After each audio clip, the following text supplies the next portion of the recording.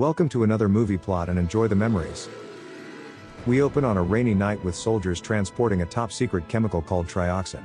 It was created to reanimate the fallen on the battlefield but was considered a failure when they began eating human brains. Now we throw the liability away under cover of darkness, but somehow a few barrels break loose and one falls into the river. Downstream is a small town where Billy the bully and Johnny the sidekick loiter around the construction sites. New kid Jesse has been scammed into bringing them a comic book from his collection if he wants to be part of their club. They bring him to the cemetery where they claim that the mausoleum is their clubhouse and begin the initiation ritual. It's a straight-up gangland beatdown, so Jesse avoids it by fleeing into a nearby drainpipe as he ponders if these are really his friends. Cornered with nowhere to go, these kids fortunately get distracted easily when they stumble across the missing barrel. The smart kid wants to call the number printed on the side, but the dumbest one says, "Shut up, wimp, I'm opening it." Before Billy releases the trioxin, they see the zombie corpse through a window and run away screaming like they weren't just thugging. Acting like tough guys again, the bullies lock Jesse inside the mausoleum so that he doesn't tell their parents or lack thereof. Fortunately, this kid's willing to desecrate a grave and uses an interred casket as a stepladder to reach his salvation. That ladder collapses and Jesse gets up close and personal with the decaying resident of his prison for the next few minutes. Outside, a grave robber named Ed arrives and has enlisted Joey to help collect some skulls for selling. Brenda's happy because her boyfriend Joey has been promised $100 for a single day of the soul-destroying work. When they enter the mausoleum, it allows Jesse to escape, and Ed remarks that kids today have zero respect for the dead. Unlike our grave robbers here who go around hacking off skulls for profit and stealing the occasional family heirloom. Ed looks for specific dates like he's picking out wine, and apparently 1957 was a great year for the cranium. Meanwhile, the troublemaking bullies have returned to the zombie canister and crack the coded lock with the first two numbers they press. It's Billy who we can blame for releasing the chemical that mixes into the air and permeates through the whole cemetery. It begins to rain and trioxin seeps into the soil, reanimating the dead who begin clawing their way out of the graves. Jesse gets home where his sister Lucy's supposed to be baking for her home economics class, but she's working on the wrong cake. She's not the brightest, so calls up her friend to ask how you separate a white from a yolk, but somehow orders an electrician. It's now dark outside, so TV repairman like Thom must be doing it for the love of the game and distracts Lucy with his charm and lack of any gray matter. This allows Jesse to sneak outside and go over to Billy's house where he asks Mildred if he can speak with her terrible son. He's bedbound and decaying from inhaling the chemical, but still manages to muster up the strength for one final bully. Later that night, Jesse decides to suit up and returns to the cemetery to get the number off the side of the barrel himself.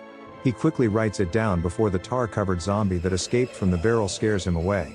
The smart kid waits around the corner for patient zero to exit the drain, then shoves him into the creek, never to be seen again. Before he returns home, Jesse takes a rest by a grave, but the owner emerges result of the laced rainwater. The whole cemetery resurrects and all begin awkwardly bumping into each other and stepping on heads as they try to collect themselves. Brenda goes looking for the boys and comes across her first zombie, but he gets off lucky because this girl can cave heads in with a single punch. Inside the mausoleum, Ed and Joey witness a corpse reanimate, but destroying the brain doesn't work like traditional undead. They flee the building and must fight their way through dozens of slow-walking zombies in order to reconnect with Brenda. Ed thinks that God has done this to punish him for robbing the graves, and they must ditch the van in order to escape. Meanwhile, Jesse makes it home where his story comes off as just a crazy kid's imagination, so the adult kids don't believe him. To solve the problem of him sneaking out again, Lucy locks him in his room with a rope, and where the hell are these kids' parents? Jesse needs to nearly burn down his house so that he can be released from his cell and make it to a phone. He calls Colonel Glover, who's pissed to learn that one of the canisters went missing, as he's been through all this crap before. Jesse tells him about the sudden rise in population when suddenly the phone cuts out, as the grave robbers have done it again. They've stolen Tom's van and made it only a few houses down before running over some lady and crashing into the phone line. Billy's father comes out to check on the woman they hit, who was fortunately already a zombie but unfortunately eats his brains. When Billy begins to die, his mother goes searching for Dad but finds the neighbors chowing down on his brains. She retreats inside to her now fully zombified son, but her embrace is met by Billy turning her brain into the Apple logo. Brenda, Ed and Joey run up the street to join forces with Jesse, Lucy and Thom despite only just crashing the van. They just move on, and the cemetery head that Ed stole comes to life, so he sticks his finger in its mouth for whatever reason. It's immune to a screwdriver being shoved into the brain, so Thom throws it outside until they figure out how to destroy them. When the horde reaches the house, the group flee to the neighbors while Thom remains here to fight for whatever reason. There's too many, so he turns to leave but comes face to face with a zombie who tackles him onto the remote. The TV comes on, and while the hungry zombies distracted by Lucy's baking show, Thom escapes and meets up with the rest. They continue to the house of Dr. Mandel, who owns an old Cadillac and is oblivious to the horrors happening outside. He lets them all pile into his car and recognizes one of the zombies as a man that he let die because he ran out of his blood type. They speed to the hospital as Ed and Joey have become sick from the trioxin, and they remark about this whole situation feeling very familiar. As Ed sticks his head out the window to throw up, he's almost brained by a zombie, so winds the window up, severing off its hand. The thing still tries to strangle them and gets a grip on the doc's manhood until Brenda tosses the cheeky bugger out the window. When they arrive at the hospital, they find the building abandoned, so Mandel serves as their doctor and examines the two men. He diagnoses them with rigor mortis, and when asked if it's serious, he tells them that death is as serious a condition as they come. While he's doing that, Thom drives Jesse and Lucy to their grandparents' house to gather some guns from their collection.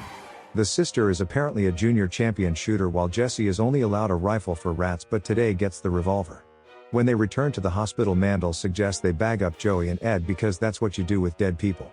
For some reason, Jesse goes wandering around alone and is attacked by a zombie, so shoots it but drops his gun and loses it.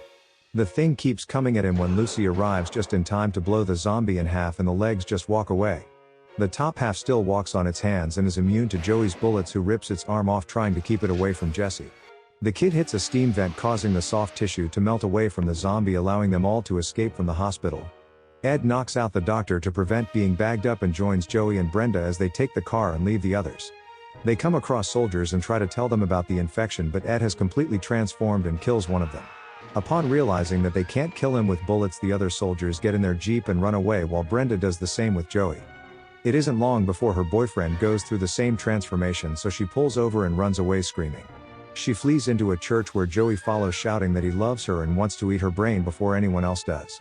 Cornered and with no other choice, Brenda willfully lets her boyfriend eat her, thinker as small a meal as it is. Speaking of small meals, the zombies have found the pet shop while the survivors have taken an ambulance from the hospital. They reach the edge of town but find that the army has set up roadblocks to prevent anyone from leaving the quarantine. Upon returning to town, they crash into a zombie, sending it flying into a billboard, and discover that electricity can kill these things.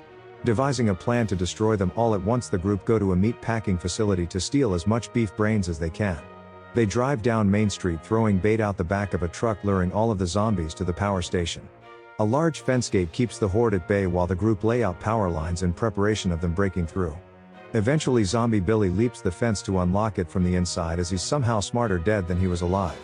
The horde enter, trapping the survivors inside the truck, where Jesse is the only one small enough to reach the cab. He gets the truck started and plows through Zombie Billy on his way to crashing through the side of the plant.